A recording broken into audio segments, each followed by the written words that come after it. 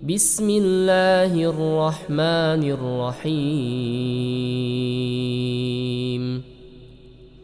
Rumah tangga yang masih jomblo kita doakan saja ya. Karena mereka kondisinya sangat menyedihkan.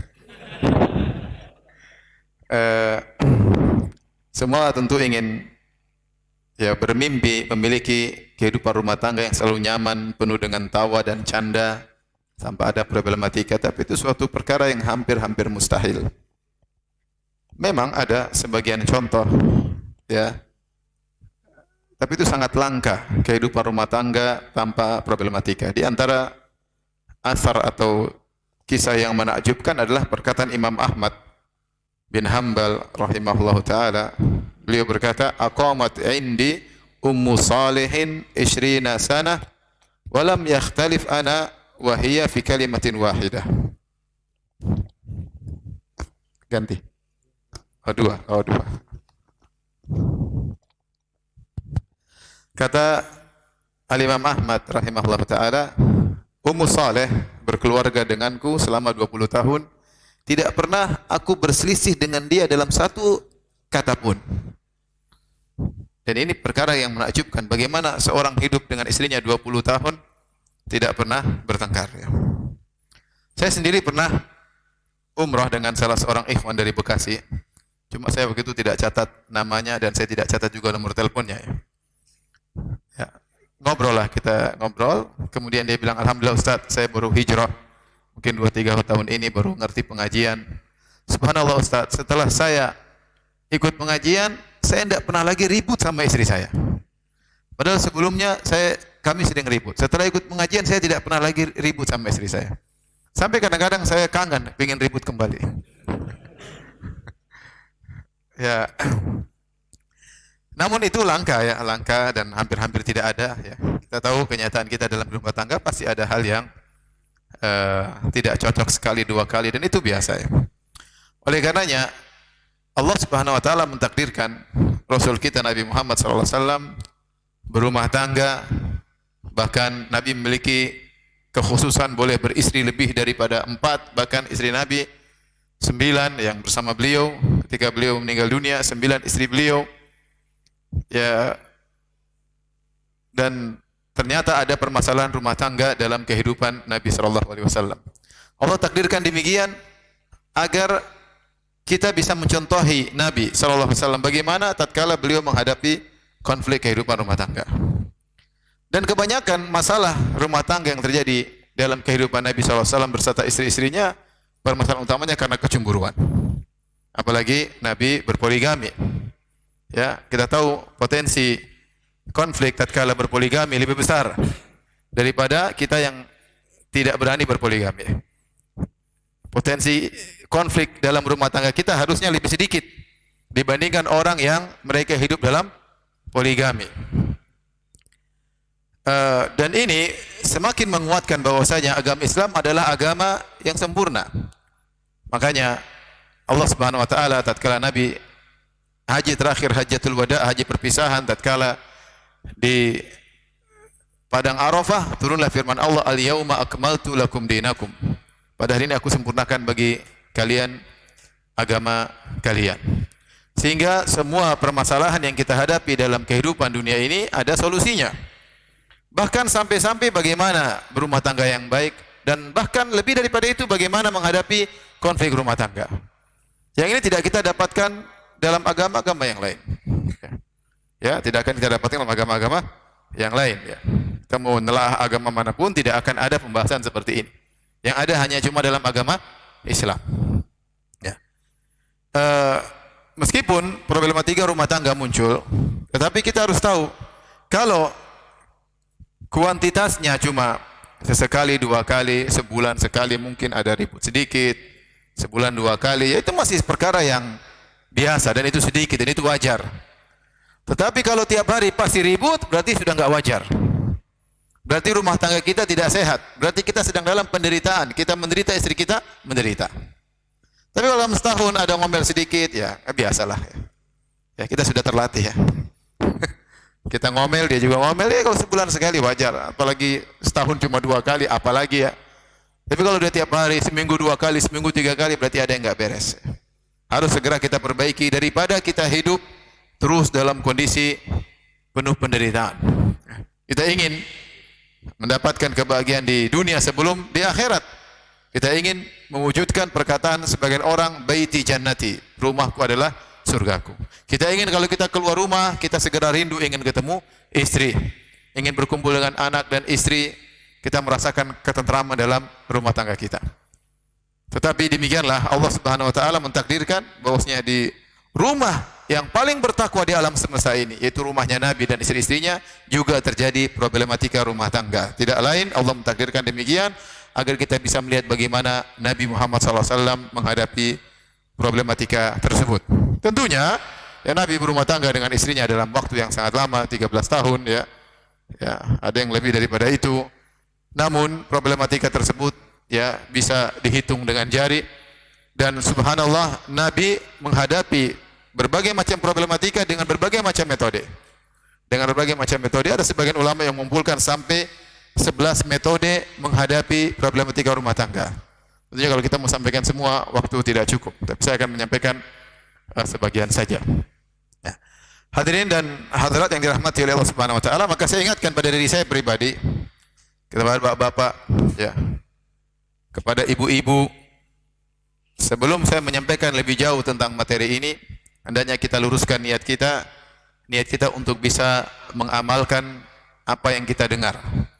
Bukan hanya sebagai wawasan, bukan untuk dijadikan hujah untuk membantah istri kita, atau sebaliknya sang wanita menjadikan apa yang saya sampaikan sebagai argumentasi untuk, nah kan mas selama ini salah kan, benar kan? Nah, jangan, saya tidak mau itu. Ya, kita dengarkan apa yang akan disampaikan dari hadis-hadis Nabi SAW dalam rangka untuk kita amalkan, untuk perbaiki kondisi rumah tangga kita. Kalau sudah baik, kita perindah. Kalau ada kekurangan, kita perbaiki.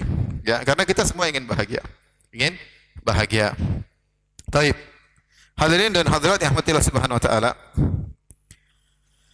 Nabi SAW yang mengatakan dalam hadisnya, khairukum khairukum li ahlihi wa ana khairukum li ahli. Sebaik-baik kalian adalah yang terbaik bagi istrinya di sisi Allah Subhanahu wa taala. Sebaik-baik kalian di sisi Allah adalah yang terbaik bagi istrinya. Wa ana khairukum li ahli, dan aku suami terbaik di antara kalian. Ini harus kita hafal, terutama bapak-bapak ya. Harus hafal, ingat hal ini. Bahwasanya kalau ingin menjadi terbaik di sisi Allah, di antara jalan yang mudah adalah menjadi terbaik bagi istri. Benar, pintu menuju surga banyak. Dengan puasa seorang bisa masuk surga, dengan berjihad seorang bisa masuk surga, dengan bersedekah orang bisa masuk surga, dengan salat malam seorang bisa masuk surga, berbakti pada orang tua bisa masuk surga. Namun di antara pintu yang kita diberi pintu itu terbuka lebar adalah menjadi suami yang terbaik bagi istri kita. Jadi suami yang terbaik bagi istri kita. Karena itu kita mengalaminya setiap hari. Kita bersedekah mungkin sesekali, kita salat malam belum tentu tiap hari, ya. Kita baca Quran juga mungkin tidak begitu banyak, tapi interaksi dengan istri hampir tiap hari. Kalau Anda ingin membuka pintu surga, pahala yang sebanyak-banyaknya, Anda menjadi meraih al-khairiyah, keterbaikan di sisi Allah, di antaranya menjadi suami yang terbaik bagi istri Anda. Ya. Dalam bermuamalah, dalam menghadapi problematika, jadilah suami yang terbaik. Sampai akhirnya istri antum bangga dengan antum. Kalau dia cerita kepada teman-temannya, suami saya Masya Allah. Kenapa ukhti? Sudahlah, saya enggak usah cerita. Suami saya top. Kalau istri antum sudah bilang suami saya top, insya Allah antum terbaik di sisi Allah Subhanahu wa taala. Tapi kalau istri antum kemana-mana curhat, suami ana Masya Allah. Kenapa? Amit-amit. Ini repot kalau begitu. Repot. Maka kita harus introspeksi diri. Karena saya lihat fenomena terjadi, seorang laki sama temannya murah senyum, mudah maafkan, traktir sana, traktir sini, membuang-buang waktunya untuk ngobrol sama teman-temannya, tapi sama istrinya luar biasa, sok sibuk, ya, sok jaim, ya, sok bersok-sokan dia kumpulkan di hadapan istrinya. Demikian juga wanita. Ibu-ibu kalau ingin masuk surga, jadilah istri yang terbaik. Bukankah Nabi SAW pernah bertanya kepada seorang wanita, ya, apa yang kau lakukan? Azatu ba'alin anti, apa kau punya suami? Kata wanita tersebut, iya. Kata Nabi, apa yang kau lakukan dengan suamimu? Ya, kata dia, saya berusaha melakukan yang terbaik. terhadap suamiku illa ma ajiztu anhu, kecuali yang saya tidak mampu.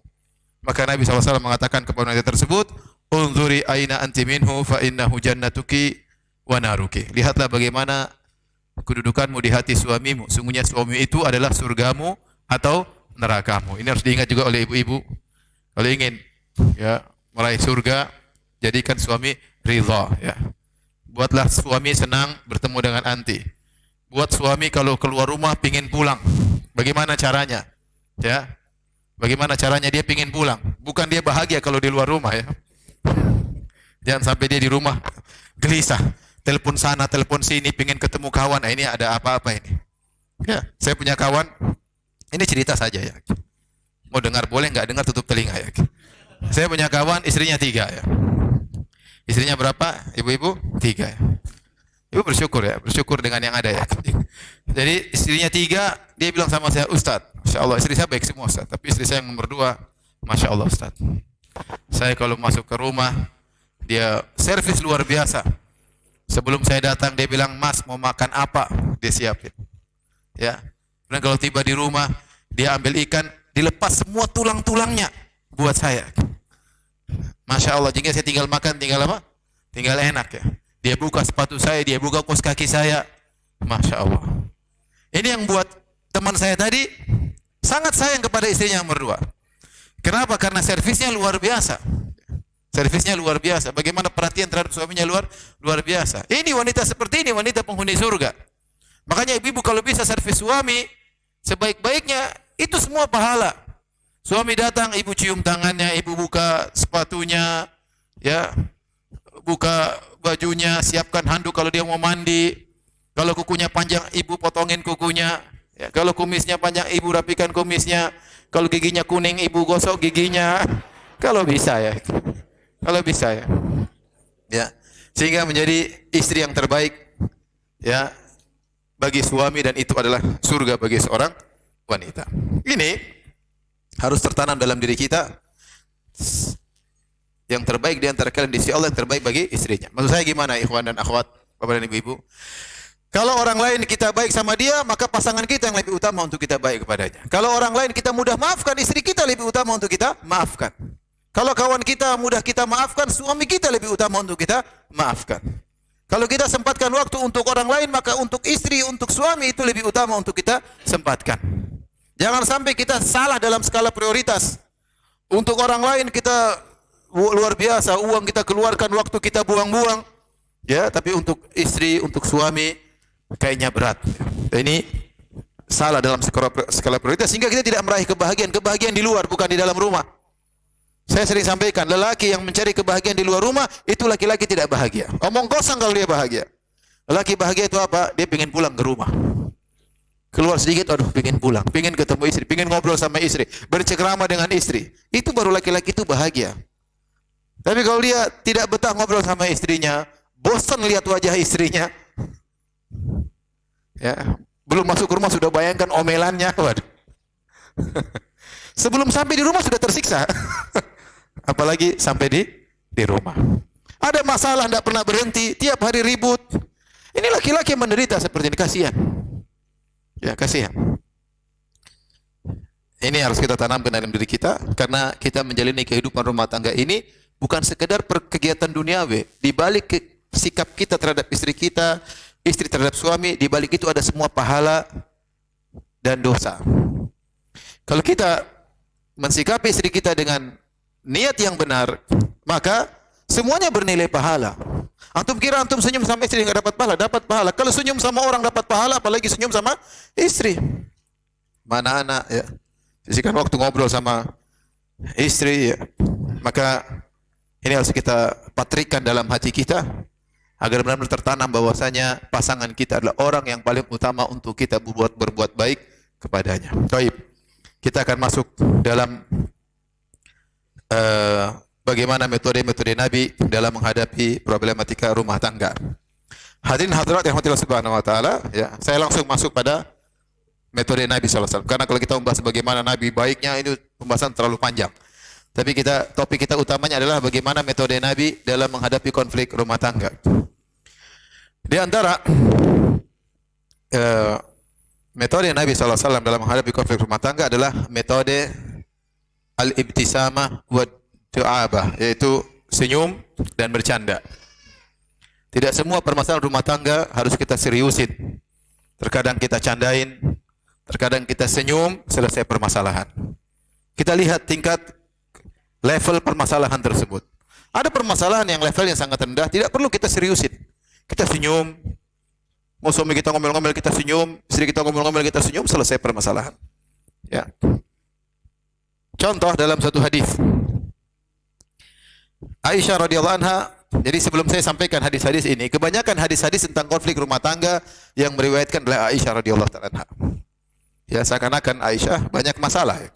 Tapi jangan kita suudzon sama Aisyah. Aisyah adalah istri yang paling dicintai oleh Nabi sallallahu alaihi wasallam. Waktu Amr bin As bertanya, "Ya Rasulullah, man ahabbun nasi ilaik?" Ya Rasulullah, siapa orang paling kau cintai? Kata Nabi, Aisyah. Aisyah yang paling aku cintai. Bahkan Nabi sallallahu alaihi wasallam, ya, ketika sakit parah akan meninggal dunia, Rasulullah SAW ingin dirawat di rumah Aisyah. Tapi begitu adilnya Nabi, meskipun dia sakit, padahal Rasulullah begitu susah untuk pindah dari satu rumah ke rumah yang lain, Rasulullah SAW tetap menjalani jatah nginap dari satu rumah ke rumah yang lain, meskipun kesusahan, sampai Nabi minta izin kepada istri-istrinya agar dirawat di rumah Aisyah dan mereka semua mengizinkan. Nabi mengatakan, Aina ana godan, besok saya di rumah siapa? Yuridu yauma Aisyah, dia ingin di rumah Aisyah.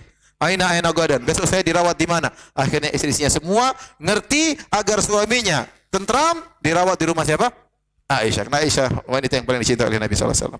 Bahkan kecintaan Nabi kepada Aisyah diketahui oleh seluruh para sahabat. Makanya para sahabat kalau ingin kasih hadiah sama Nabi, mereka nunggu Nabi di rumah Aisyah dulu. Kenapa? Karena Nabi kalau di rumah Aisyah ini lagi berbinar-binar. Saatnya kasih apa? Hadiah. Kalau pas Nabi di istri-istri yang lain, tidak dikasih hadiah. Sampai istri-istrinya protes. Istri-istri Nabi yang lain berkata, ya Rasulullah, sampaikan kepada para sahabat, kalau mau kasih hadiah, jangan tunggu Anda di rumah siapa? Aisyah. Artinya cintanya Nabi kepada Aisyah sesuatu yang ma'ruf, yang diketahui, dan Nabi umumkan dan diketahui oleh para sahabat yang lain. Dan di antara amanahnya Aisyah, Ummul Mukminin ibunda Aisyah, dia melakukan kesalahan-kesalahan. Tetapi kesalahan-kesalahan tersebut tidak dia tutupi, bahkan dia riwayatkan kepada kita agar kita tahu dia pernah salah dan bagaimana Nabi menghadapi kesalahan tersebut. Karena itu ilmu. Kebanyakan orang kalau punya salah dia tutup, dia sembunyikan, ya. Tetapi Aisyah tidak. Aisyah ceritakan. Kenapa saya perlu sampaikan hal ini? Karena sebagian orang-orang Syiah menjadikan ini sebagai cercaan kepada Aisyah. Lihat Aisyah bikin masalah di rumah tangga. Mereka demikian mencerca, mencaci maki ibunda Aisyah radhiyallahu taala anha. Kita katakan Aisyah kalau mau dia sembunyikan ini semua cerita.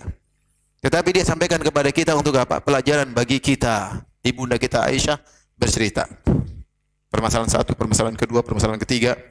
Dan Aisyah adalah istri Nabi yang paling banyak meriwayatkan hadis karena dia masih muda ketika Nabi SAW meninggal dunia. Taib. Dalam suatu hadis Aisyah berkata, "Qultu ya Rasulullah, ara'aita law nazalta wadiyan wa fihi syajaratun qad ukila minha wa wajadta syajaran lam yu'kal minha fi ayyiha kunta turti' ba'iraka." Kata Aisyah berkata, "Ya Rasulullah, bagaimana menurut Anda kalau Anda mampir suatu tempat, Anda dapati pohon untuk menambatkan onta, mungkin onta makan dari situ, Anda dapati pohon tersebut sudah dimakan oleh onta yang lain. Terus Anda lihat, Anda mau nambatkan onta Anda lihat di tempat lain ada pohon yang belum disentuh sama onta yang lain.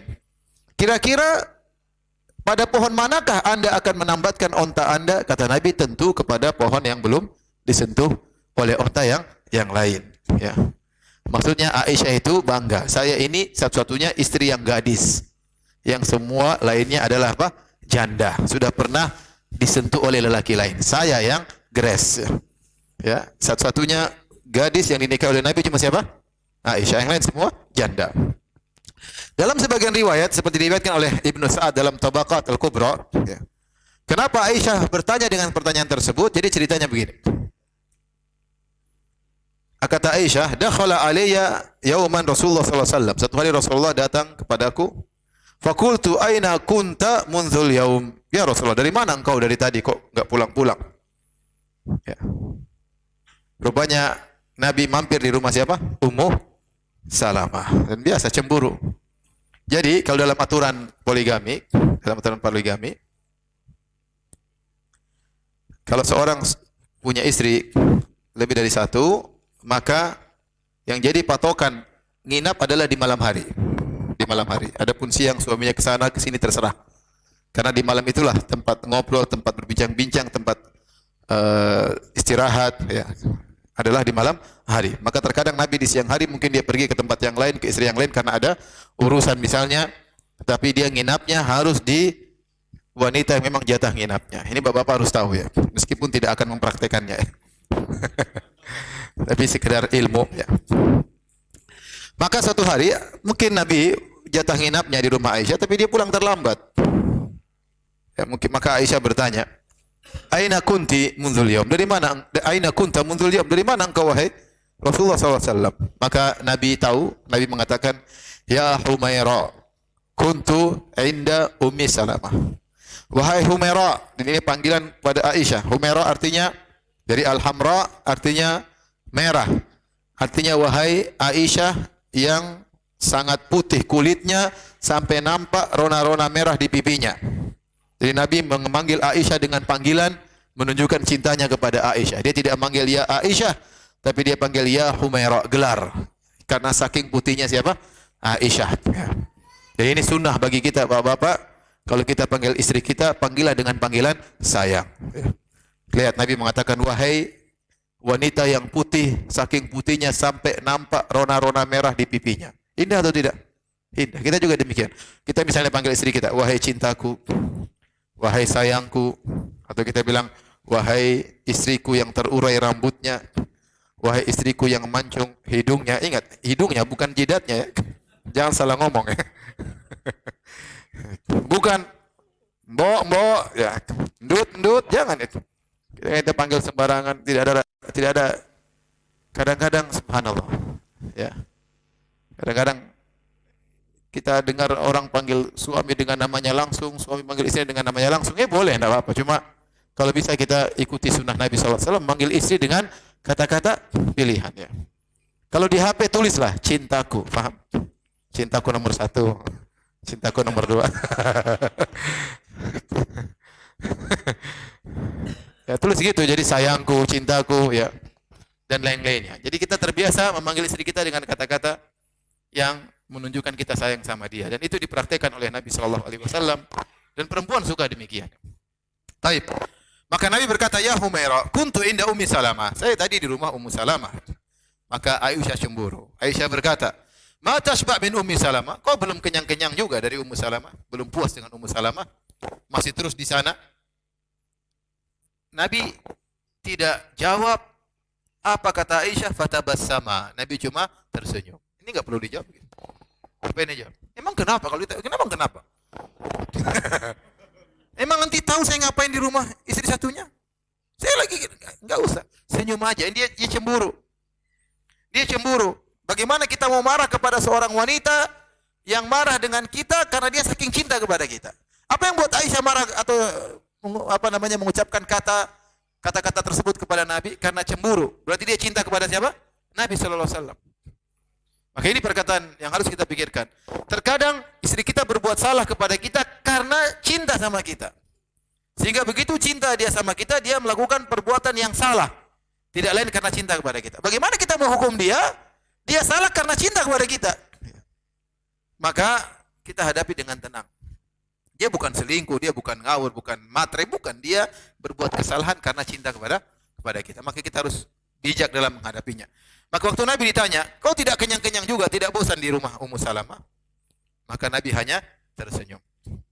Kemudian Aisyah berkata, timbullah pertanyaan tadi, ya Rasulullah, bagaimana menurut engkau kalau kau mampir suatu tempat, ada pohon yang sudah dimakan dan ada pohon yang belum dimakan, kemana kau tambatkan ontamu? Kata Nabi, tentu kepada pohon yang belum disentuh oleh onta yang lain. Maka Aisyah berkata, kalau begitu, fa ana lastu ka ahadin min nisaika. Aku ini tidak seperti istri-istrimu yang lain, ya Rasulullah. Kullu imra'atin min nisaika kanat inda rajulin ghairi. Ya, inda rajulin ghairuka ya. Sungguhnya semua istri-istrimu sebelumnya pernah sama lelaki lain selain engkau.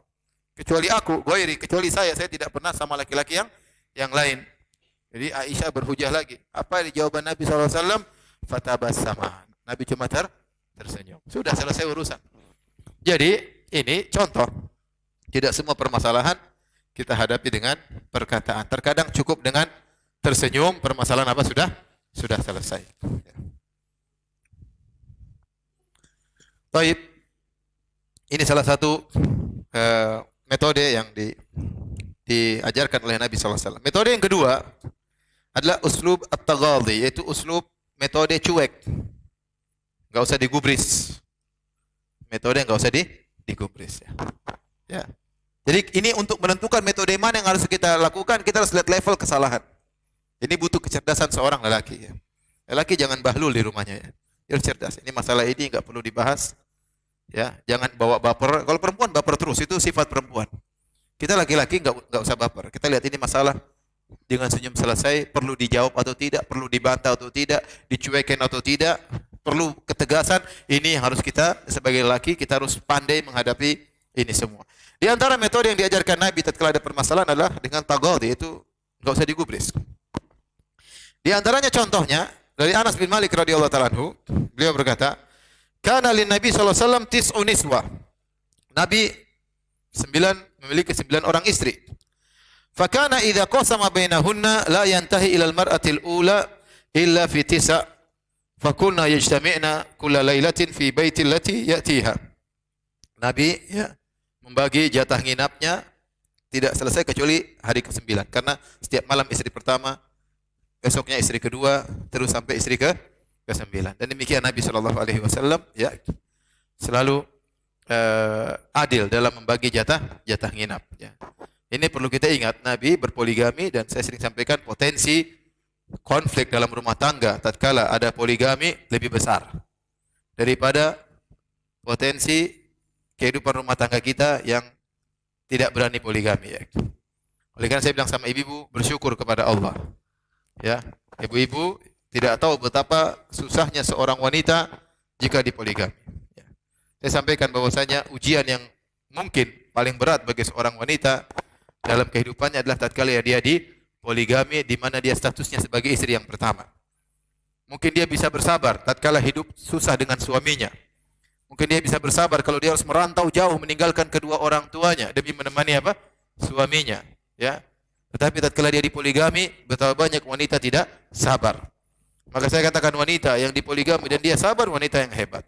Wanita yang hebat. Namun wanita seperti itu sangat langka. Maka ibu-ibu yang suaminya tidak mempoligami, ibu-ibu hendaknya banyak bersyukur kepada Allah Subhanahu wa taala, ya.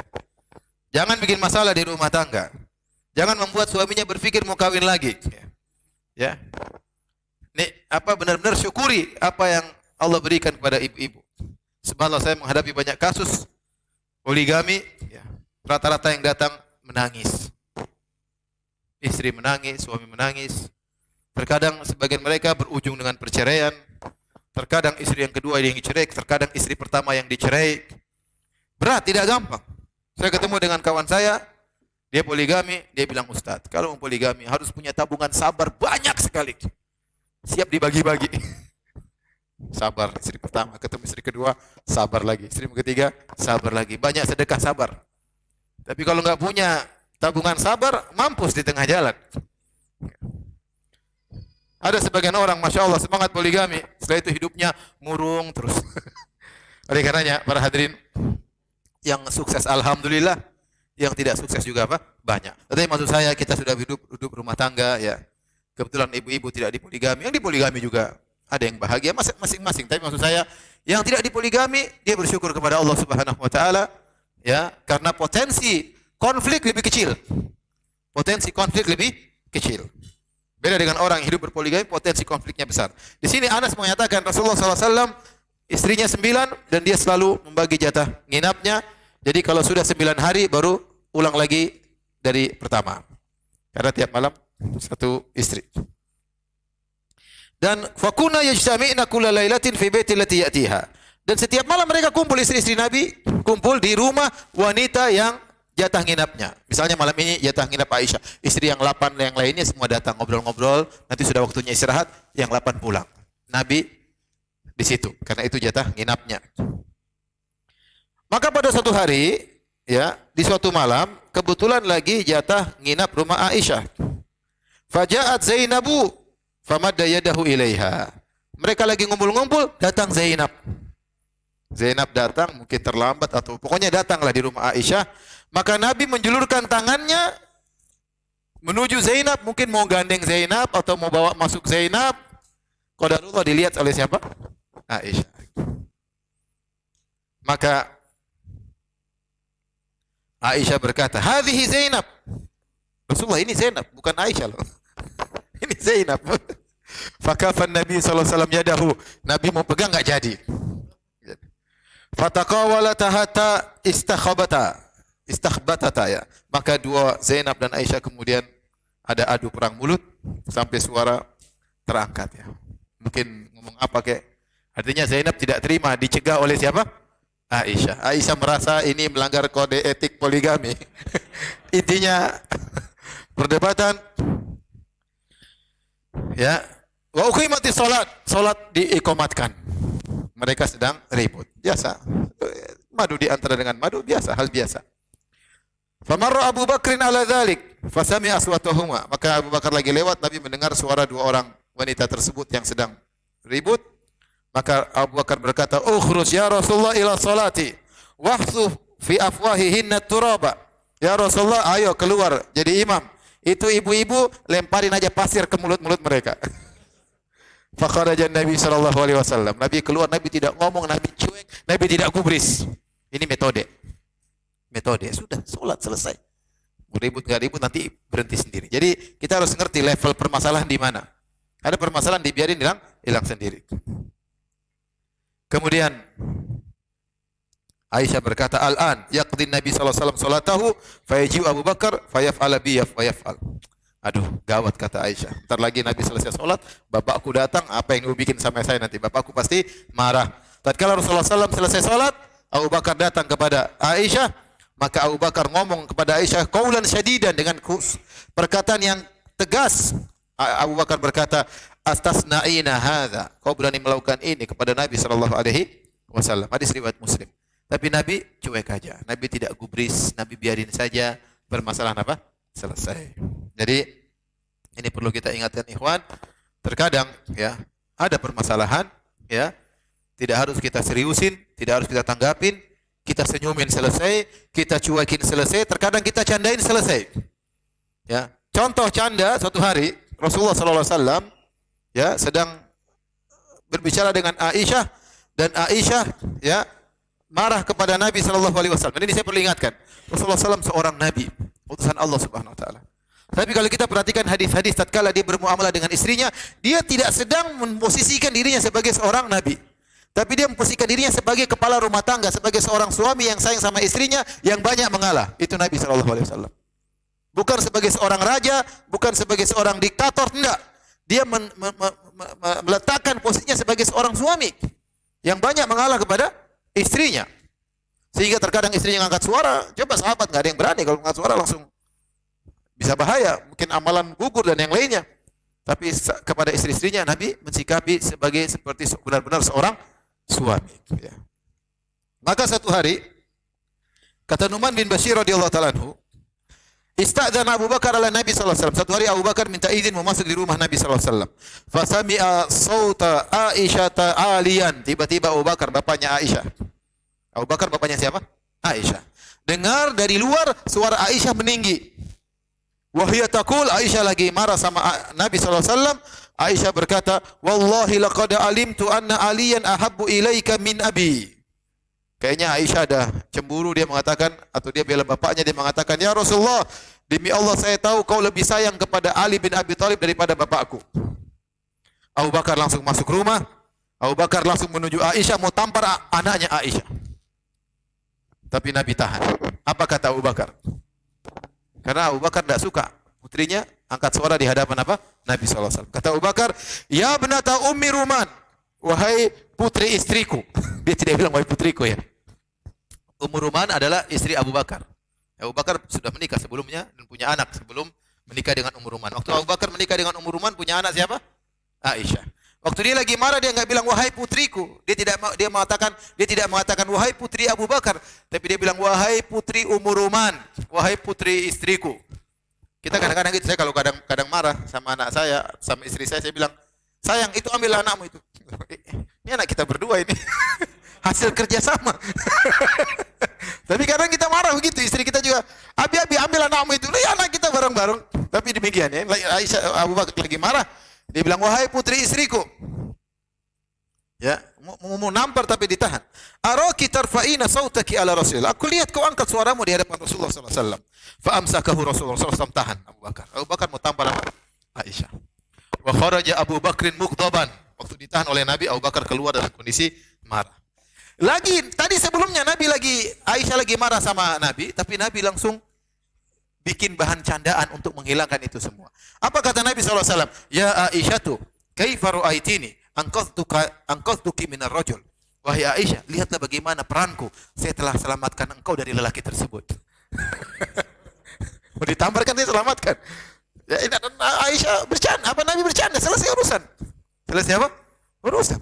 Kadang bercanda selesai, enggak usah masukkan ke dalam. Ingat, laki-laki jangan baper. Kalau ente baper, ente perempuan ente. Ibu-ibu yang baper, ibu yang diciptakan dalam kondisi baper.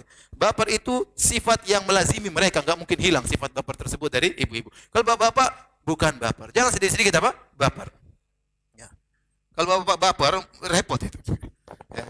Maka lihat, langsung Nabi bisa mengambil sikap, langsung bercanda, permasalahan apa? Selesai. Ya. Ada orang, saya kenal seorang, dia lagi marah sama istrinya, lagi marah sama dia, marah-marah sama dia. Tiba-tiba langsung dia bersandiwara seakan-akan jantungnya kambuh. Aduh, katanya. Istrinya langsung tiba-tiba, ada apa mas? Sayang, tadinya ngomel berhenti langsung. Langsung nggak jadi ngomel. Langsung sayang bingung sama suaminya. Kenapa? Jantungku merenungkan dirimu.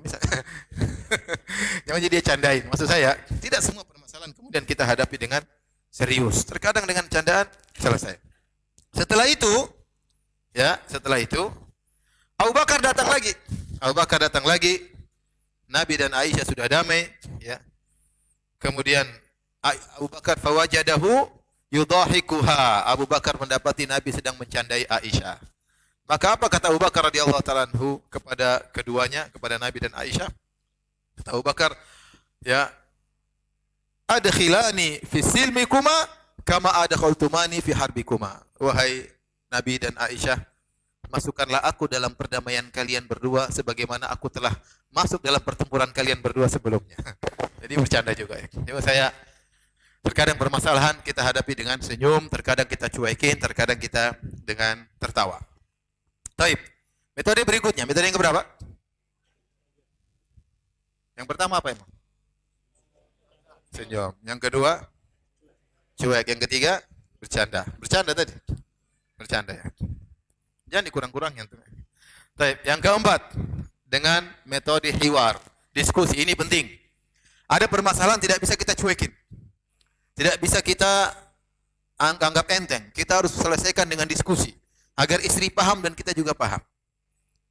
Dan ini benar Rasulullah SAW juga lakukan. Ya. Rasulullah diskusi dengan Safiyah bintu Huyai bin Akhtab. Kita tahu Safiyah seorang wanita Yahudiyah An-Nadhiriyah dari kabilah Bani Nadhir. Bapaknya Huyai bin Akhtab ya adalah tokoh Yahudi. Tapi bapaknya ini banyak bikin masalah. Pernah ingin membunuh Nabi SAW, menyuruh sebagian orang melemparkan batu kepada Nabi SAW. Akhirnya datang wahyu dari langit, akhirnya Bani Nadir terusir. Setelah mereka terusir, dia tidak putus asa. Kemudian dia memprovokasi orang-orang Quraisy bersama orang-orang Badui, bersama orang-orang Yahudi yang lainnya untuk menyerang Madinah sehingga terjadi namanya Perang Khandaq. Terjadi perang Khandaq. Jadi selalu bikin masalah.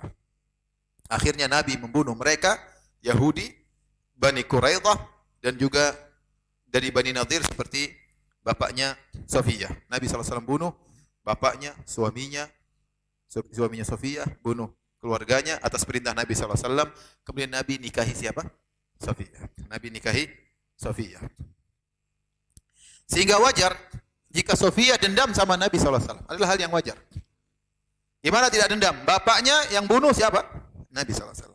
Suaminya yang suruh bunuh juga siapa? Nabi SAW. Kakaknya, adiknya, pamannya yang suruh bunuh siapa? Nabi SAW. Sampai ketika Nabi menikah dengan Sofia, dalam sirah Nabi, maka Nabi pun masuk dalam semacam kemah bersama Sofia. Ada seorang sahabat datang, saya lupa namanya, tapi dia datang, kemudian dia bawa pedang, berkeliling di sekitar kemah Nabi. Nabi bilang, ente kenapa? Kata dia, saya khawatir ini perempuan macam-macam nanti. Karena khawatir Sofia mungkin masih dendam, mungkin melakukan sesuatu kepada Nabi SAW. Jadi intinya Nabi sedang menikahi seorang wanita yang lagi dendam kepada Nabi SAW. Tapi bagaimana Nabi menghadapinya? Perhatikan sini. Dari Ibnu Umar radhiyallahu ta'ala anhuma, Sofia berkata, "Wa kana Rasulullah sallallahu alaihi wasallam min abghadin nasi ilayya." Rasulullah SAW adalah orang yang paling aku benci. Qatala zawji wa abi wa qaumi. Rasulullah telah membunuh suamiku, telah membunuh ayahku, telah membunuh kaumku, yaitu pamannya, kakaknya, adiknya. Fama zala ya'taziru ilayya. Namun apa yang dilakukan Nabi? Nabi diskusi sama Sofia. Nabi selalu minta maaf kepada Sofia. Nabi menjelaskan, bukan dicuekin. Nabi menjelaskan, ini permasalahan rumah tangga. Istri tidak suka, jengkel, marah, dihadapi dengan diskusi. Maka Nabi berkata, "Ya Sofiyatu, inna abaka alabba alayyal Arab." Nabi jelaskan, "Ya wahai Sofia, ingat kenapa saya bunuh bapakmu? Bapakmu telah mengumpulin semua orang Arab untuk menyerangku pada perang Khandaq. Wa fa'ala. Sebelumnya dia pernah nyuruh orang untuk melemparkan batu membunuhku. Dia pernah begini, bikin masalah banyak sekali. Hatta dhahaba dzalika min nafsi." Sampai kebencian itu pun hilang dari diriku. Jadi, tatkala Nabi menghadapi istrinya Sofia, ya. Jadi ceritanya kalau antum baca sirah Sofia, waktu itu Nabi perang, kemudian para sahabat menang, akhirnya ada seorang sahabat ngambil Sofia. Ambil Sofia, para sahabat yang protes, "Ya Rasulullah, itu Sofia tidak pantas buat sahabat itu, buat antum aja ya Rasulullah. Sofia cantik." Akhirnya Nabi ambil Sofia, kemudian Nabi gantikan sahabat tersebut dengan budak-budak yang lainnya, agar sahabat lain tidak cemburu. Ini enak dapat budak yang apa? Cantik. Yang cantik buat Nabi aja, ente yang biasa-biasa aja. Intinya Nabi akhirnya ngambil Sofia, dan Nabi gantikan beberapa budak wanita buat sahabat tadi. Sehingga akhirnya Nabi menikahi Sofia, dan maharnya adalah Sofia dibebaskan dari seorang budak menjadi istri Ummahatul Mukminin, Ummul Mukminin. Nah, Nabi waktu menghadapi Sofia, Nabi mengambil dua sikap. Pertama, metode hiwar, yaitu Nabi SAW diskusi untuk menyelesaikan permasalahan. Yang kedua, Nabi mensikapi Sofia dengan akhlak yang sangat luar biasa. Contohnya, ketika Sofia wanitanya seorang wanita yang tidak tinggi. Ketika dia naik onta, dia tidak bisa naik, mungkin karena kurang tingginya. Maka apa yang dilakukan oleh Nabi SAW, memang dia cantik, tapi dia tidak tinggi. Maka Nabi SAW meninggikan pahanya, lututnya, untuk pahanya diinjak oleh Sofia agar bisa naik di atas apa? Onta. Dan itu dilihat oleh para sahabat yang lain. Masya Allah. Di depan umum, Nabi tegakkan lututnya, Sofia nginjak pahanya. Bagaimana seorang wanita tidak merasa dihormati suaminya sampai seperti itu, menegakkan lututnya agar pahanya diinjak oleh istrinya. Antum ada yang seperti gitu? Bilang sama sayang mau ambil itu kan panci di atas lemari. Bismillah. Sebentar, Abi kuda-kuda dulu. Tapi jangan lama-lama, sayang berat ya. Nabi melakukannya di hadapan para sahabat. Sahabat lihat bagaimana Nabi tawadhu di hadapan istrinya. Kita harusnya juga demikian. Kalau istri mau masuk mobil, kita bukakan pintu, kita bilang, "Silakan masuk ratuku. Sayang, roknya masih tumpang, diangkat sedikit baru kita tutup." Dia merasa dihormati. Kita jalan sama dia, kita gandeng tangannya di hadapan banyak orang, ya. Kita mungkin belikan sesuatu, dia tunggu, kita melayani dia. Setelah dia banyak melayani kita di rumah, kita layani dia di luar. Ya, tunjukkan bagaimana kasih sayang kita kepada istri kita. Inilah yang mengambil hati Sofiyah radhiyallahu taala anha, sehingga dia melupakan segala dendam yang ada dalam hatinya. Contoh yang lain, ya. Waktu Nabi SAW sedang iktikaf, tiba-tiba Sofiyah datang. Kita tahu seorang sedang iktikaf, dia sedang sibuk beribadah. Sibuk ngaji, sibuk sholat malam, sibuk berzikir dan yang lainnya. Tahu-tahu Sofiyah datang, maka Nabi SAW ya berhenti dari ibadahnya, ngobrol sama Sofiyah. Bayangkan, ngobrol sama Sofiyah padahal iktikaf. Setelah ngobrol dengan Sofiyah, Nabi tidak bilang kamu pulang, enggak. Nabi keluar dari masjid ngantarin Sofiyah. Bagaimana Sofiyah hatinya tidak ditawan oleh Nabi sallallahu alaihi wasallam? dengan akhlak Nabi yang luar biasa terhadap istrinya. Taib, ini bagaimana? Azan dulu, salat dulu ya. Berarti kita berhenti dulu. Taib, insyaallah habis salat kita lanjutkan lagi.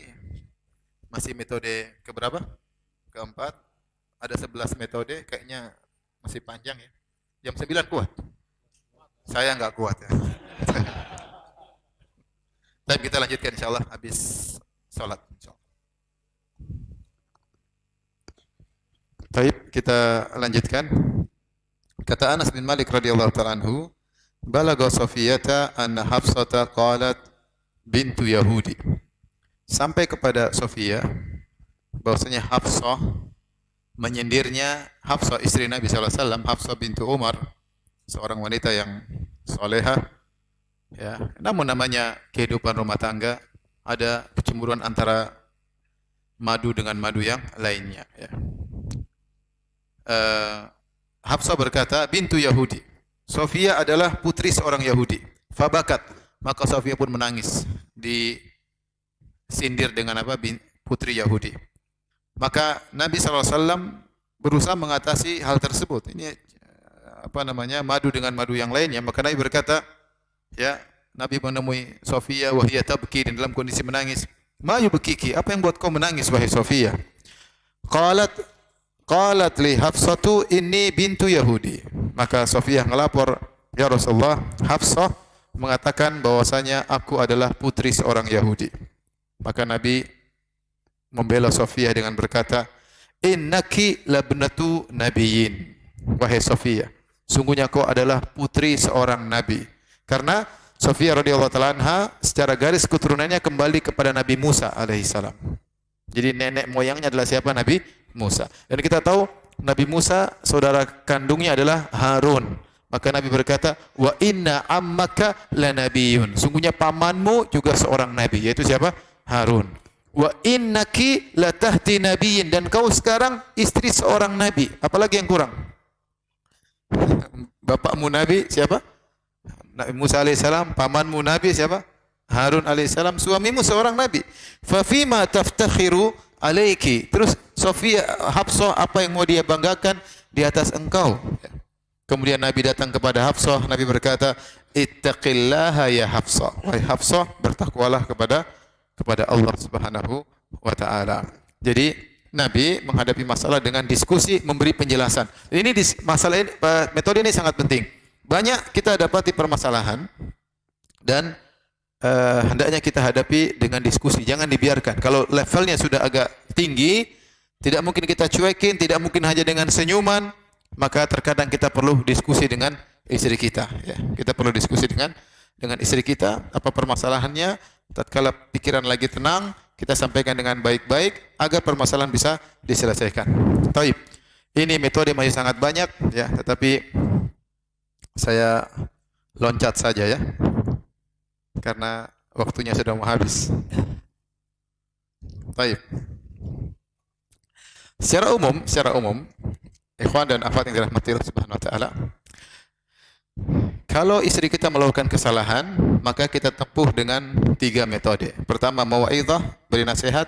Yang kedua, menghajar, memboikot. Yang ketiga, memukul dengan pukulan yang tidak membuat bekas. Kata Nabi SAW, فَالصَّالِحَاتُ قَانِتَاتٌ حَافِظَاتٌ لِلْغَيْبِ بِمَا حَفِظَ اللَّهُ وَاللَّاتِي تَخَافُونَ نُشُوزَهُنَّ فَإِذُوهُنَّ وَاهْجُرُوهُنَّ فِي الْمَضَاجِعِ وَاضْرِبُوهُنَّ فَإِنْ أَطَعْنَكُمْ فَلَا تَبْغُوا عَلَيْهِنَّ سَبِيلًا إِنَّ اللَّهَ كَانَ عَلِيًّا كَبِيرًا. Kata Allah, dan para wanita yang kalian takut pembangkangannya keluar dari jalan yang lurus, فَإِذُوهُنَّ, maka nasihati mereka. Kalau sudah nasihati, wahjuruhunna, nasihat tidak mempan, maka boikotlah di tempat tidur. Tidak mempan lagi, maka pukullah mereka dengan pukulan yang tidak memberi bekas. Kalau mereka taat, maka jangan cari gara-gara lain lagi. Sudah taat, selesai, kembali lagi dengan seperti semula. Hati-hatilah, innallaha kana 'aliyan kabira, sungguhnya Allah Maha tinggi dan Allah Maha besar. Jangan sampai kalau istri sudah baik, kalian zalim terhadap istri. Intinya, ini 3 metode yang Allah ajarkan kepada kita. Yang pertama, kalau ada istri bermasalah, fa'idhuhunna, nasihati. Seperti tadi Nabi SAW, ya Hafsah, ittaqillah. Wahai Hafsah, bertakwalah kepada Allah. Nabi datang ke Hafsah, nasihati Hafsah. Ya. Ketika Aisyah radhiyallahu taala anha cemburu kepada Sofia. Nabi sebut tentang Sofia, maka Aisyah berkata, "Innaha hasbuki min Sofia, innaha qasirah." Cukuplah engkau ya Rasulullah daripada Sofia. Sofia pendek. Kesalahan. Aisyah cerita sama kita, Aisyah pernah ngomong demikian, maka Nabi marah, Nabi nasihati. Kata Nabi SAW, "Laqad qulti kalimatan, law muzijat mima'il bahr lamazajathu." Wahai Aisyah, sungguh kau telah mengucapkan satu kalimat yang sangat kotor, kalau dicampur dengan lautan akan merubah lautan tersebut. Ya, karena tatkala terjadi kecemburuan, Aisyah sudah bablas sehingga menggibahi siapa? Sofia. Maka saat itu Rasulullah harus menegur. Maka nasihat itu penting. Rasulullah menasihati. Nah, kita kalau istri kita punya salah, sama kalau suami salah, maka istri nasihati suami, suami nasihati istri. Tapi ada adab-adab yang harus kita perhatikan tatkala kita menasihati. Yang pertama, ingat, kita nasihati istri kita supaya dia menjadi baik. Bukan kita dalam rangka membuat sakit hati dia. Bukan kita dalam rangka membalaskan dendam kita, ya. Tapi kita ingin dia baik, maka tatkala niat kita agar dia baik, kita nasihati dengan baik. Karena kita menasihati dia menjalankan perintah Allah, fa'idhuhunna. Berilah nasihat kepada mereka. Ingat, semua perbuatan yang kita lakukan karena Allah berkah insyaallah. Jadi waktu antum menasihati istri, niat karena Allah. Saya nasihati dia karena Allah, perintah Allah, Allah yang suruh. Bukan kita ingin ngabisi dia. Kamu yang salah, kamu gini-gini nih. 1 A B C D sampai Z kita sebutin semuanya. Bukan itu tujuan kita. Tujuan kita agar dia berubah menjadi baik. Oleh karenanya kalau kita ingin dia baik, jangan nasihati dia di depan umum. Jangan nasihati di depan teman-temannya. Ya, karena kalau kita marah di depan teman-temannya, dia sangat hancur hatinya. Selama ini suaminya yang dia bangga-banggakan, ternyata ngomeli dia di depan teman-temannya. Bayangkan kalau suami istri ribut di hadapan banyak orang. Ya, saya pernah lihat sendiri, suami istri ribut, kemudian dia lempar istrinya pakai aqua. Masya Allah. Bagaimana kalau istrinya tangkap kemudian dibalas, kan bahaya. Tapi itu perkara yang memalukan, semua orang lihat. Ya, jangan gitu. Kita ini mau istri kita mau baik. Ya. Kita bukan mau ribut, mau perang, enggak. Kita ingin istri kita baik. Maka kita nasihati dengan cara yang lembut.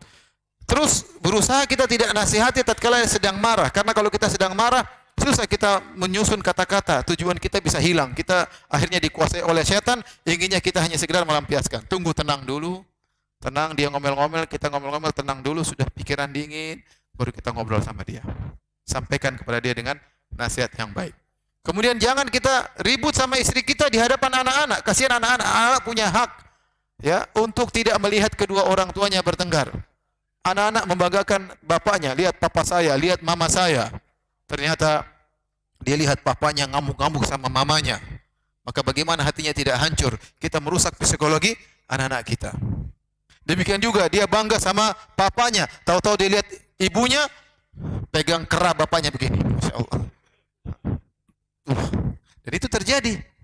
Sampai ada kasus saya hadapi, seorang wanita, ya, dia kurang ajar sama suaminya. Ternyata setelah diselidiki, ibunya juga dulu begitu. Dia terbiasa melihat ibunya kasar sama bapaknya, sehingga dia kasar sama suaminya sebagai suatu hal yang biasa. Kenapa? Dia pelajari akhlak dari ibunya. Maka kita kalau lagi marah, jangan di depan anak-anak. Usahakan anak tetap bangga sama kita, sama bapaknya, sama ibunya. Maka jangan kemudian kita ribut-ribut di hadapan anak kita. Jadi nasihati dengan cara yang baik. Tujuan kita agar dia menjadi baik. Maka pilih kata-kata yang baik. Tatkala sedang tenang, kalau perlu kita belikan hadiah. Terus kita belikan emas, mami. Kemarin mami itu salah. Sini jarinya. Masya Allah. Insya Allah dia dengar ya. Kalau belum dengar lagi, mami kemarin salah. Kalau ya kita berusaha cari hati apa. Sudahlah. Kalau istri kita baik kan kita yang bahagia. Ya, kita ini, saya sampai ada beberapa orang ribut datang ke rumah, bolak-balik. Saya bilang, kamu ini kalian berdua ini, niatnya mau hidup tenang apa mau hidup ribut? Ini hidup masih panjang, ente tiap hari begini menderita. Saya udah pikir gimana caranya supaya bisa baik. Mau menang-menangan, dia yang salah. Sampai kapan mau begitu? Istri harus ngaku salah, suami harus ngaku salah. Istrinya bilang suamiku yang salah, suaminya bilang istriku yang salah. Masa ribut. Ente ini bukan solusi. Terus kalau istri salah terus kenapa? Kalau suami salah terus kenapa? Apakah selesai masalah? Enggak juga. Dendam. Mulai cari-cari masalah yang lalu dan yang lainnya. Kita ingin istri kita jadi lebih baik, ingin suami kita lebih baik, maka diskusi dengan cara yang baik, nasihati dengan cara yang baik. Kata Allah, wahjuruhun. Kalau ternyata istri tidak baik juga, maka boikot. Fil madhaji, boikot di tempat tidur. Caranya bagaimana? Kata para ulama, kalau istrinya lagi tidur sama suaminya, istrinya menghadap ke utara, suaminya menghadap ke barat. Jangan lihat dia. Kalau istrinya kepalanya di utara, suaminya pantatnya yang di utara. Seperti itu. Jadi diboikot. Istrinya sudah rapi-rapi berhias, datang melayani suaminya, suaminya cuek. Itu buat istri sakit hati. Berharap agar dia sadar. Tetapi terus terang metode ini di zaman sekarang tidak bermanfaat. Ya, apalagi kalau seorang suami istrinya cuma satu ya. Dia gitu kan istrinya cuek aja. Emang gue pikirin. Akhirnya dia yang gelisah. Akhirnya dia yang diboikot sama istrinya. Tapi itu metode bermanfaat kalau seorang berpoligami. Pasti istrinya berubah. Tapi intinya, boikot berbagai macam metode. Di antaranya metodenya seperti demikian. Di antaranya tidak diajak ngomong, tidak dia dicuekin. Kalau salam tidak dijawab, ya boleh. Suami memboikot apa?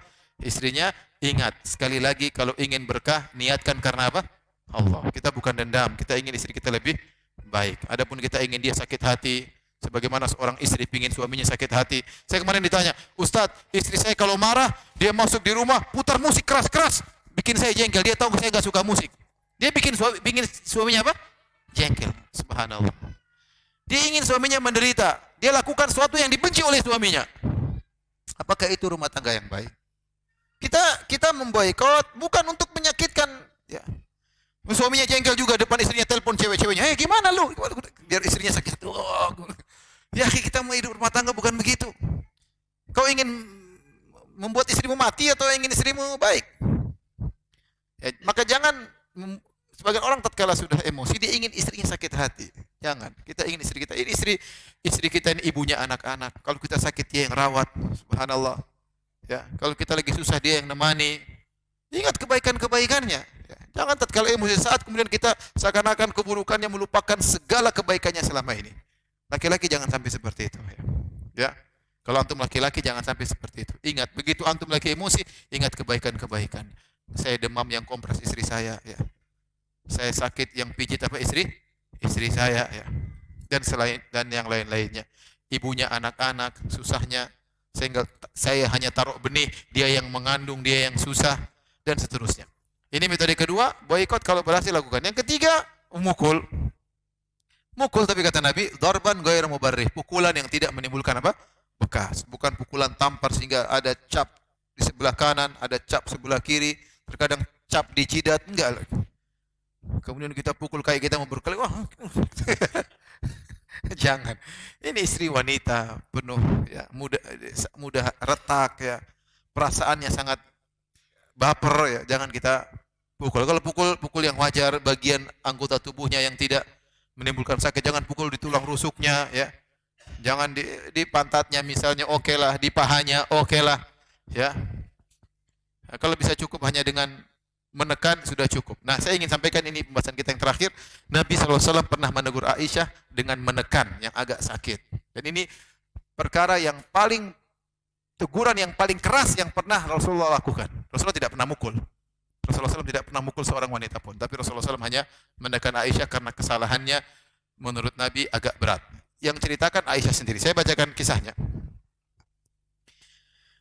Kata Aisyah radhiyallahu ta'ala anha, ala uhaddithukum an Rasulillah sallallahu alaihi wasallam wa anni, maukah aku kabarkan kepada kalian tentang kisahku dan kisah Rasulullah sallallahu alaihi wasallam, kisah kami berdua.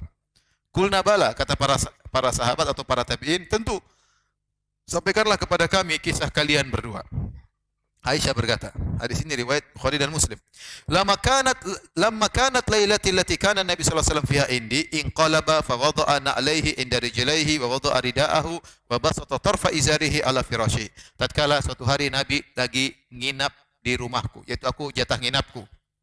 Maka Nabi sallallahu alaihi wasallam pergi ke tempat tidur, kemudian dia pun pulang ke rumah, dia pergi ke tempat tidur, kemudian dia melepaskan kedua sendalnya dan dia letakkan di sisi kedua kakinya, itu di bagian bawah tempat tidur. Wa wada'a ridaahu, maka dia lepaskan selendangnya, wa basata tarfa izarihi, kemudian Nabi melebarkan sarungnya untuk dijadikan spray ala firashihi, diletakkan di atas tempat tidurnya. Falam yalbas illa raithama dhanna anni qad raqadtu, maka aku pun tidur di samping Nabi, Nabi juga tidur. Tidak lama kemudian Nabi menyangka aku sudah tidur. Padahal Aisyah belum tidur. Nabi tidak tahu ilmu gaib. Nabi enggak tahu kalau Aisyah apa? Belum tidur. Kata Aisyah, Nabi menyangka aku sudah tidur. Tiba-tiba apa yang Nabi lakukan? Tsumman taqala rawaidan wa akhadha rida'ahu rawaidan. Tiba-tiba Nabi lepaskan dirinya dari Aisyah pelan-pelan. Kemudian Nabi ambil selendangnya pelan-pelan. Mencurigakan. Ngapain pelan-pelan semua? Bayangkan, ini semua yang dilakukan oleh Nabi sangat mencurigakan. Dan Aisyah selalu curiga, jangan-jangan dia pergi ke istri yang lain. Karena dalam hadis yang lain, Aisyah malam-malam, Aisyah bangun, dia cari suaminya. Kemana suamiku? Ternyata Aisyah, Nabi lagi apa? Sujud. Waduh. Kata Aisyah, saya kira dia pergi ke istri yang lain. Padahal lagi apa? Sujud salat. Intinya, kali ini gerakan Nabi sangat mencurigakan. Bayangkan, tidur, tiba-tiba mungkin Aisyah di tangannya, Nabi lepas pelan-pelan. Kemudian Nabi bangun pelan-pelan. Nabi ambil selendangnya pelan-pelan. Kemudian Nabi buka pintu pelan-pelan. Kemudian Nabi tutup pelan-pelan. Semuanya mencurigakan, bayangkan. Kemudian Nabi pergi. Waduh. Aisyah belum tidur. Kata Aisyah, waja'altu dir'i fi ra'si, saya segera ambil jilbabku, saya taruh di atas kepalaku, wa khtamartu, saya pakai cadarku, wa taqanna'tu izari wa talaqtu fi ithrihi. Fi athari, kemudian saya pun pakai baju, saya ikut Nabi kemana? Ternyata Nabi kemana? Bukan ke rumah istrinya, ke kuburan Baqi. Nabi kemana? Faja'al Baqi, Nabi datang kepada kuburan Baqi. Farafa yadai thalatha marrat, Nabi berdoa 3 kali, berdoa untuk kuburan Baqi. Kemudian Nabi turunkan, angkat lagi kedua tangan berdoa, turunkan, angkat lagi kedua tangan berdoa. Wa atalal qiyam, dan Nabi lama berdiri di kuburan Baqi. Tsumman harafa, kemudian Nabi balik. Fan haraftu, aku lihat Nabi balik, aku segera balik. Fa asra'a, Nabi jalan cepat, aku juga cepat. Wa harwala, Nabi berlari-lari kecil, aku pun berlari-lari kecil. Akhirnya sewaktu aku pun segera mendahului Nabi. Pada khaltu, aku langsung masuk ke rumah, langsung saya lepas semua, langsung saya tidur. Tiba-tiba Nabi masuk. Apa yang dilakukan Nabi? Nabi berkata, Malaki ya Aisyah, Hasyan Rabiyah, ada apa engkau wahai Aisyah? Kenapa napasmu terengah-engah?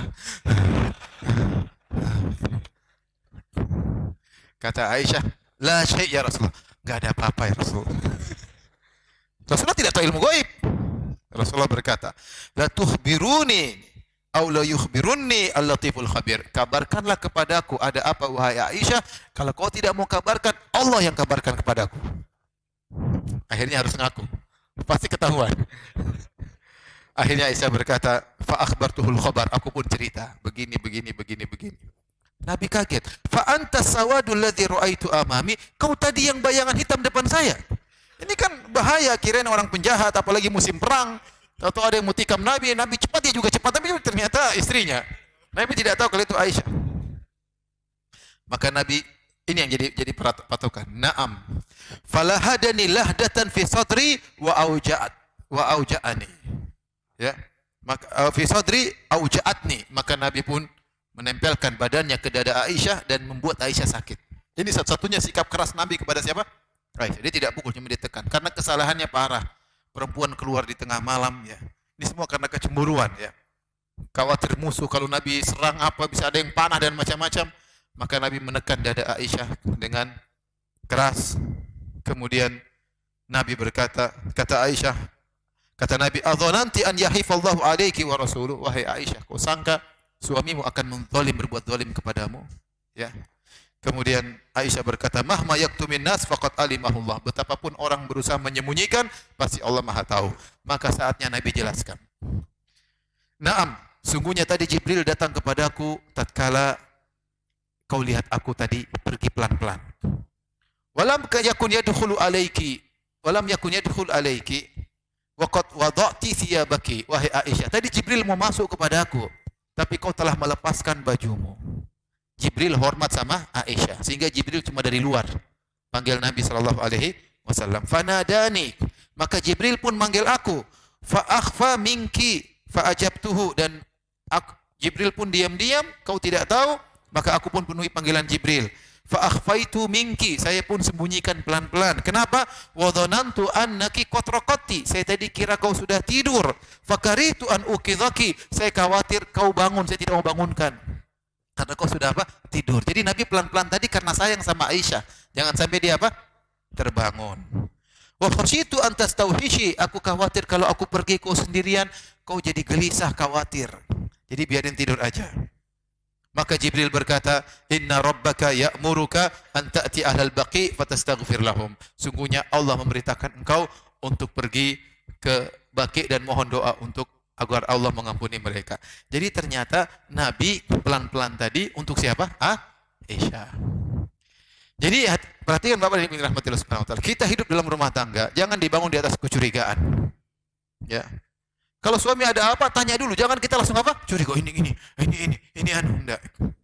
Kemarin saya punya teman punya kasus. Dia cerita sama saya. Ustaz, saya ini kan bisnis Ustaz. Teman saya bisnis, terkadang saya tidak langsung dengan kawan bisnis saya, tapi dengan anak buahnya, dengan sekretarisnya. Terkadang sekretarisnya perempuan, ya. Terkadang saya tawar-tawar barang, kita lewat WA, dia bilang oke, terjadi transaksi. Suatu hari saya tawar-tawaran barang sama sekretaris teman saya. Maka saya kirim barang besi yang lainnya, dia jual besi. Jual besi. Kemudian saya biasanya hapus ya, khawatir istri saya baca dan yang lainnya. Suatu hari saya kirim besi, kemudian belum dijawab, saya hapus semua chattingan. Ternyata itu cewek atau sekretaris jawab, "I love it." Saya suka dengan barang itu. Musibah. Saya lupa hapus kata dia. Yang tertulis I love it. Masya Allah. Akhirnya saya tidur ngobrol sama istri, malam-malam bercanda. Pagi-pagi istri ngamuk, ada apa? Saya bingung. Apa salah saya? Saya bingung. Ternyata istri saya buka-buka apa? HP saya. Akhirnya dia baca yang tidak pantas dia baca. Akhirnya dia curiga macam-macam ribut dan yang lainnya. Oleh karenanya, ya, hidup di atas dalam rumah tangga jangan dibangun dari kecurigaan. Sebagian wanita terlalu berlebihan, ya. Suaminya dicurigai terus. Kalau suaminya pulang kecepatan, "Loh Mas, kenapa pulang cepat-cepat Mas?" "Loh saya ini kangen sama kamu." "Loh, ada apa?" "Kalau pulang terlambat Mas." "Kenapa terlambat Mas?" Semuanya dicurigai. Kalau pulang tepat waktu, "Tumben Mas." terus hidup penuh dengan apa? Kecurigaan. Terus gimana mau hidup berumah tangga seperti itu? Kita saling percaya. Ada curiga kita ngomongkan, jangan kita bikin analisa sendiri. Kita sudah capek salah beranalisa dalam perpolitikan dunia ini.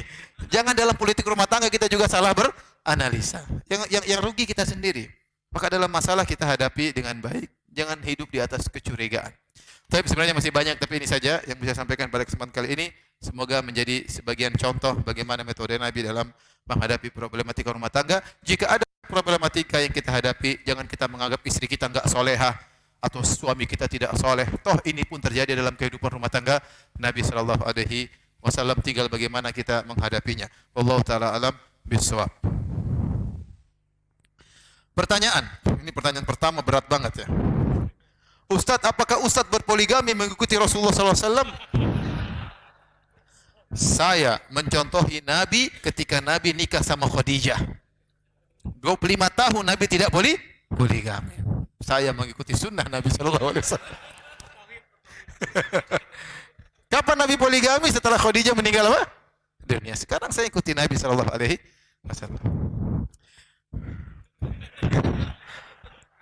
Antum kalau tanya Ustadz punya dalil, jangan khawatir. Jadi jawabannya, saya mengikuti sunnah Rasulullah SAW waktu Nabi nikah sama siapa? Khadijah.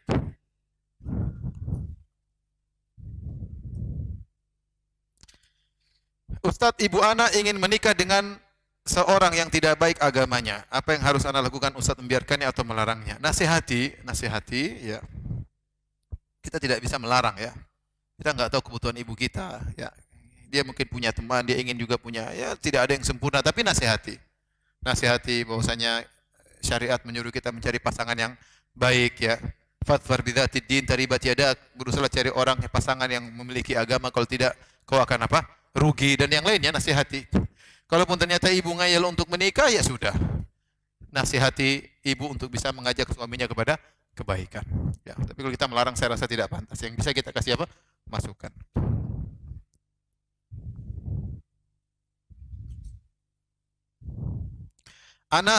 Ada seorang akhwat janda yang selalu menawarkan dirinya kepada saya untuk menjadi istri kedua. Namun istri saya tidak setuju. dan minta cerai. Kalau istri setuju pasti anti enggak tanya sama saya ini. Dan istri saya minta cerai, padahal saya ingin. Tapi saya sayang kepada istri pertama. Bagaimana sikap saya? Antum ya nasihati istri baik-baik ya, nasihati istri baik-baik ya. Saya nggak bisa jawab secara begini ya, masalah pribadi masing-masing. Kondisi laki-laki beda, kondisi jandanya bagaimana, kondisi istrinya bagaimana. Namun secara umum, kalaupun terjadi poligami maka jangan sembunyi-sembunyi, harus dari awal jelas, terang-terangan sebagaimana para sahabat mereka berpoligami tidak sembunyi-sembunyi. Ya, kita harus gentle hadapi kondisi. Tetapi nasihati istri. Kalau istri belum berterima, terus nasihati dia sampai dia lega atau paling tidak dia bisa turun emosinya dan yang lainnya. Kalaupun kita sudah terjadi poligami, nasihati istri kedua, bosnya kau harus banyak-banyak ngalah. Saya pernah ditelepon sama seorang wanita, Ustadz, suami saya tidak adil Ustadz. Kamu bukan saya istri kedua Ustadz. Suami saya ke istri pertamanya terus. Sudah berapa lama nikah? 2 minggu Ustadz. Anti 2 minggu nuntut. Sabar, coba anti jadi istri pertama gimana rasanya? Oh iya Ustaz ya, iya benar. Maksud saya, ya posisikan bagaimana kalau kita jadi istri kita yang pertama. Tentu kita mungkin sedih, maka kita harus pandai banyak-banyak mengalah. Kalaupun terjadi poligami, banyak-banyak mengalah kepada istri yang pertama. Bukan akhirnya kita bilang, saya harus adil, bela istri kedua, cerai sudah sana. Dan itu tidak benar seperti itu. Lihatlah bagaimana Nabi Ibrahim alaihissalam, waktu dia menikah sama Hajar. Sampai Sarah marah-marah, Nabi Ibrahim tidak marah sama Sarah. Dia sabar menghadapi siapa? Sarah. Padahal Sarah berniat untuk mencelakakan Hajar. Kenapa? Nabi Ibrahim tahu alaihissalam Sarah di luar dari kontrolnya. Dia seorang yang soleha, tapi tatkala cemburu, kecemburuan menutup sebagian apa? Pikirannya. Lihat Aisyah radhiyallahu taala anha, waktu cemburu sampai mecahin piring di depan para sahabat. Nabi tidak marah kepada Aisyah, bahkan Nabi kasih uzur. Kata Nabi, qarat ummukum, ibunda kalian sedang cemburu. Jadi mau saya yang mau poligami benar-benar harus belajar dengan ilmu yang baik ya. Jangan sekedar apa? Semangat. Karena yang saya lihat lebih banyak yang gagal daripada yang berhasil ya. Semangat, ternyata modal tidak ada. Ternyata mental tidak ada. Jadi orang poligami bukan cuma sekedar modal duit, dia harus punya mental sebagai kepala keluarga ya. Dan dia harus banyak mengalah kepada istri yang pertama. Wallahu a'lam bishawab. Ustadz, memangnya boleh bergandengan tangan di depan umum? Kalau gandeng tangan biasa aja. Jangan peluk-pelukan, gandeng tangan bawa istri hal yang biasa. Ini kembali kepada urf. Yang tidak boleh kita bermesra-mesraan yang menimbulkan syahwat orang lihat. Tidak boleh. Tapi kalau kita pegang tangan ke istri kita, saya rasa nggak ada masalah. Yang tidak boleh kalau kita peluk begini, ya itu orang semua lihat. Ya, tapi kalau kita pegang tangan istri kita nggak ada masalah. Emang ada masalah? Saya tanya sama, kalau kita pegang tangan istri kita ada masalah? Saya rasa nggak ada masalah. Ya. Hah? Oh yang jomblo bermasalah. Katanya, kapan saya bisa gandeng katanya. Ustadz istrinya berapa? Sudah tahu ini lihat masa nggak bisa tahu? Seperti saya ini ya istrinya 1 jelas.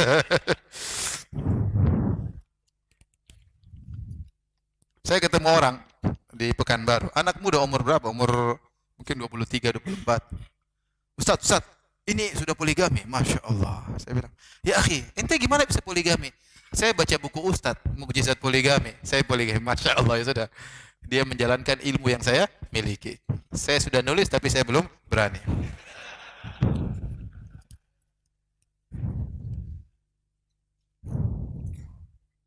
Bagaimana menyikapi istri kalau lagi bertengkar selalu bilang ingin pulang ke rumah orang tuanya? Bagaimana saya mau boikot kalau istri saya malah pulang?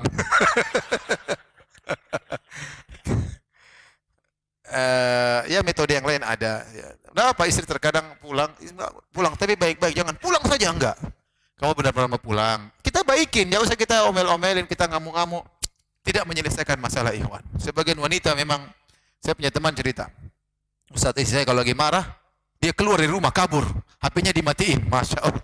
Gimana suami enggak gelisah? Ini istri saya kemana? Dia biasanya pergi ke mall yang mana, bingung. Istrinya hilang, nggak tahu di mana. Kasihan suaminya. Istrinya bikin suaminya jengkel, pingin suaminya khawatir, dan itu bukan cara yang benar. Ya kalau ada masalah jangan lari dari rumah. Hukumnya haram. Seorang wanita, bayangkan sudah dicerai pun kata Allah tidak boleh keluar dari rumah. Wala yakhrujna ya min buyut la yakhruj la tukhrijuhunna min buyutihinna wala yakhrujna. Jangan kalian suruh istri kalian keluar dari rumah kalian setelah kalian ceraikan, dan jangan juga istri kalian keluar dari rumahnya. Bayangkan wanita sudah dicerai saja, dia tidak boleh keluar dari rumah suaminya, apalagi tidak dicerai. Tapi kalau istri kita misalnya pengen ke rumah orang tuanya, ingin menenangkan diri, tidak apa-apa. Tapi kita baik-baik antar dia, kita yang antar, kita kasih bekal di rumah, nanti kita ketemu lagi, tidak apa-apa. Kalau kita mau larang juga hak kita. Intinya kita ngerti lah bagaimana metode yang harus kita hadapi ketika ada masalah dengan istri kita.